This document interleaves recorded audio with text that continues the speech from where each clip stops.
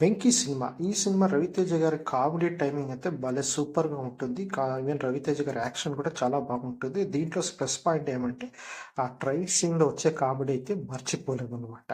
ఇప్పుడు కూడా ఈ సినిమా చూస్తే మనకు బోర్ కొట్టదు. ఏ డిప్రెషన్‌లో ఉన్నా కూడా ఈ సినిమా చూస్తే చాలు మాకు చాలా ఆనందంగా ఫీల్ అవుతాం. సో, అలాంటి మంచి సినిమా రవితేజ కెరియర్‌లో one of the best comedy cinema అని చెప్పొచ్చు. సో, నెక్స్ట్ వచ్చేసి 'నువ్వు నాకు నచ్చావు.' ఈ సినిమా కూడా నేను దాదాపు ఒక 30 సార్లు చూసుండొచ్చేమో అనుకుంటా. ఇప్పుడు కూడా ఈ సినిమా చూస్తే అదే కామెడీ, అదే ఫ్రెష్‌నెస్ అనేది కనబడుతుంది. మనకి ఎప్పుడైనా డిప్రెషన్‌లో ఉంటే ఈ సినిమా చూస్తే చాలు. వెంకటేష్ గారి కామెడీ అయితే నవ్వు ఆపుకోలేమన్నమాట. దాంట్లో ప్లస్ బ్రహ్మానందం గారి కామెడీ. అంటే అందరి కామెడీను ఈ సినిమాలో భలే నచ్చిందనమాట. ఇంకా నెక్స్ట్ వస్తే 'నాగార్జున' గారి 'మన్మథుడు' సినిమా. దీంట్లో కూడా కామెడీ లైన్స్ టైమింగ్ అయితే భలే ఉంటుంది. సో, దీంట్లో కూడా ఎస్పెషల్లీ ఏంటంటే బ్రహ్మానందం ఫ్రాన్స్ లో వీళ్ళు బ్రహ్మానందం కలిసినప్పుడు వచ్చే కామెడీ అయితే చాలా సూపర్. మూడిట్లోనూ బ్రహ్మానందం కామెడీ చాలా